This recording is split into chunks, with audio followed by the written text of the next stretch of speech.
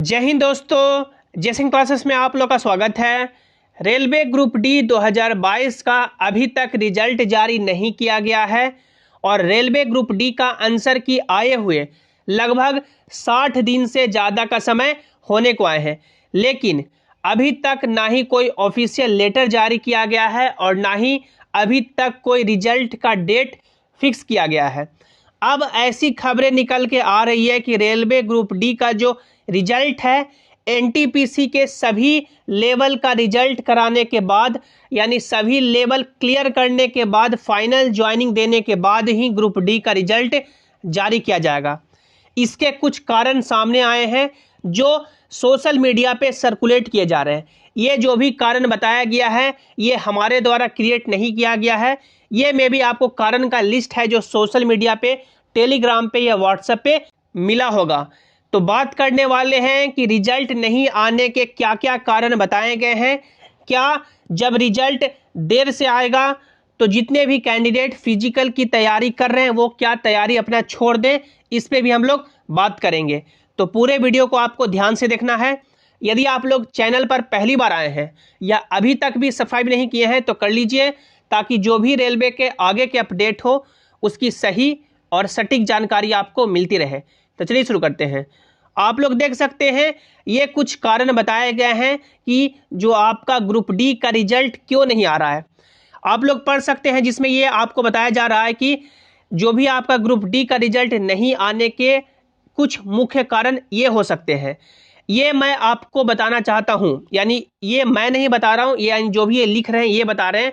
आप लोग ये नहीं बोलिएगा कि सर आप बता रहे हैं या आपके द्वारा ये क्रिएट किया गया है। ये आपको जो कारण का लिस्ट है सोशल मीडिया पे, टेलीग्राम पे, व्हाट्सएप पे मिला ही होगा, जिसमें देख सकते हैं फर्स्ट पॉइंट बताया गया है कि आरआरबी ग्रुप डी 2018 की ज्वाइनिंग अभी तक ना होना, सीट खाली रहना, उसके बार बार पैनल लिस्ट आ रही है, डीवी चल रहा है, ये एक बड़ा कारण हो सकता है। या तो ज्वाइनिंग हो जाए या फिर उसे 2019 में यानी मर्ज कर दिया जाए या मिला दिया जाए। यानी जो आपका 2018 का ग्रुप डी का जो आपका वैकेंसी आया था, 2018 का ग्रुप डी का वैकेंसी, उसमें बहुत सारे अभी सीट खाली हैं और आप लोगों ने देखा होगा कि यानी कुछ दिन पे नए नए यानी कि पैनल बनते रहते हैं और नए नए यानी कि लड़कों को डीवी के लिए बुलाया जाता है और यानी जिन्होंने अपना आस खो भी दिया था उनका भी अब यानी धीरे धीरे करके 2018 में ही सिलेक्शन होते जा रहा है। आप लोगों ने देखा भी होगा, यानी कि ये फर्स्ट पॉइंट आपका बताया गया है। सेकंड पॉइंट देखिए कि दूसरा कारण एनटीपीसी 2019 हो सकता है, क्योंकि उसके तमाम लेवल के डीवी और रिजल्ट आना बाकी है, जिसमें काफ़ी टाइम लग रहा है और रेलवे व्यस्त भी है।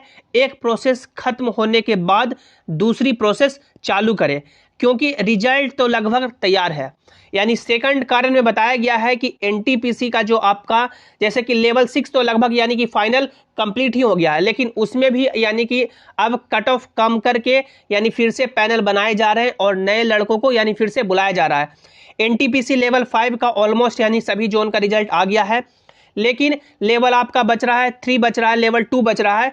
तो अब यानी कि यही इसमें यानी सेकंड कारण में बताया जा रहा है कि आपका यानी कि जब तक एनटीपीसी का यानी कि फाइनल क्लियर नहीं कर दिया जाएगा, रेलवे नहीं चाहती है कि ग्रुप डी का रिजल्ट जारी करे।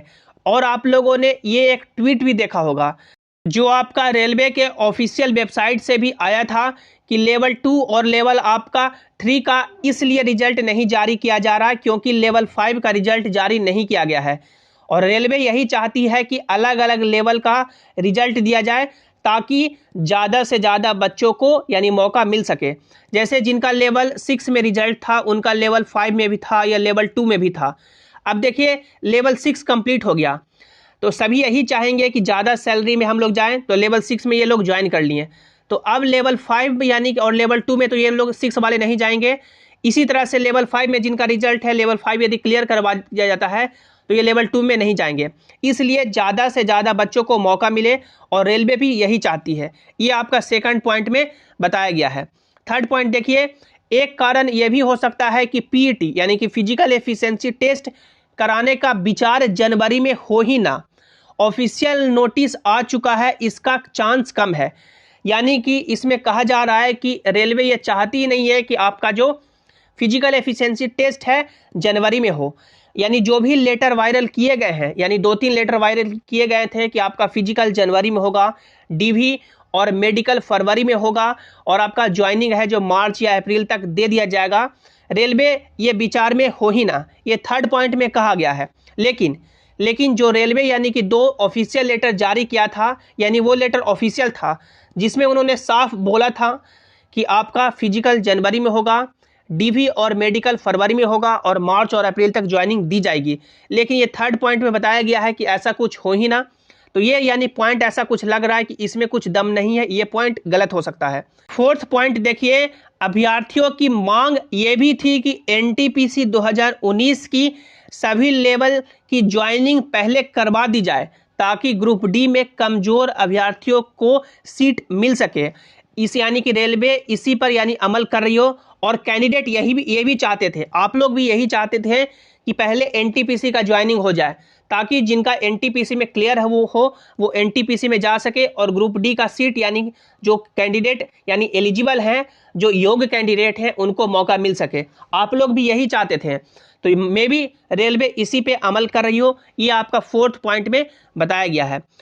इसके बाद देखिए निष्कर्ष में क्या बताया गया है, इसमें बताया जा रहा है, देखिए अगर रिजल्ट लेट आता है तो थोड़ा सा तो पीईटी लेट होगा, मतलब फरवरी, मार्च या अप्रैल में, जो कि मौसम के हिसाब से सही है।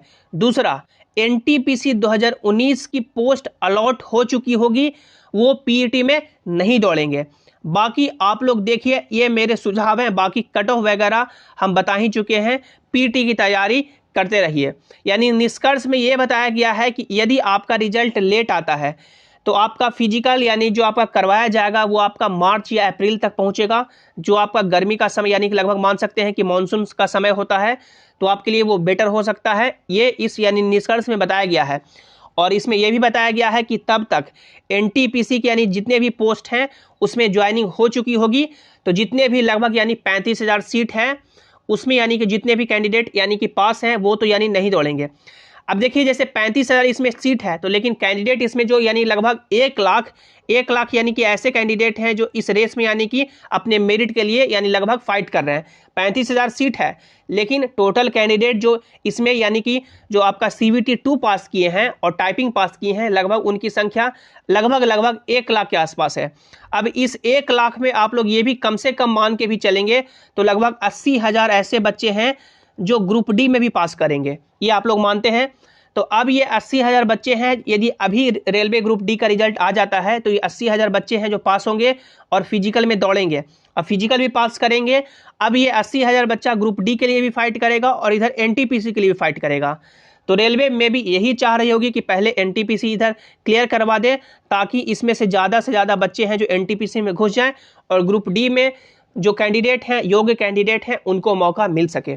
तो ये कुछ रीजन बताई गई है, लेकिन अब इसके रिगार्डिंग जब रेलवे ने कोई ऑफिशियल लेटर ही नहीं जारी किया है कि किस डेट को आएगा, हालांकि उन्होंने यानी कि 2 लेटर जारी करके बोला था कि आपका जो भी प्रोसेस है वो मार्च या अप्रैल तक कंप्लीट करवा दिया जाएगा, लेकिन जब तक कोई डेट फिक्स नहीं किया जाता है कुछ नहीं कहा जा सकता है कि आपका रिजल्ट कब आएगा। जितने भी हम लोग ये बता रहे हैं कि आपका रिजल्ट इस दिन आएगा या उस दिन आएगा, ये सभी एक्सपेक्टेड होता है, अनुमान होता है कि यानी कि आपका आ सकता है। और इस तरह का जब यानी कि ठोस सबूत मिलने लग जाते हैं तो आप लोग समझ सकते हैं कि आपका भी मन कहेगा कि नहीं, ये यानी एनटीपीसी का पहले करवा दिया जाए। अब देखते हैं इसके रिगार्डिंग जो भी आगे फर्दर अपडेट होंगे, सबसे पहले आपको यहीं पे मिलेंगे। आशा करता हूं आज का वीडियो आपको अच्छा लगा होगा, समझ में आया होगा। लाइक कीजिएगा, अपने दोस्तों के साथ शेयर कीजिएगा, और सभी इंपॉर्टेंट अपडेट के लिए आप लोग इस टेलीग्राम से भी जरूर ज्वाइन हो जाएं। आप लोग टेलीग्राम पे जयसिंह क्लासेस सर्च करके जुड़ सकते हैं, या टेलीग्राम का लिंक आपको नीचे डिस्क्रिप्शन में दे दिया गया है। मिलते हैं अगली वीडियो में। Thanks for watching, have an awesome day.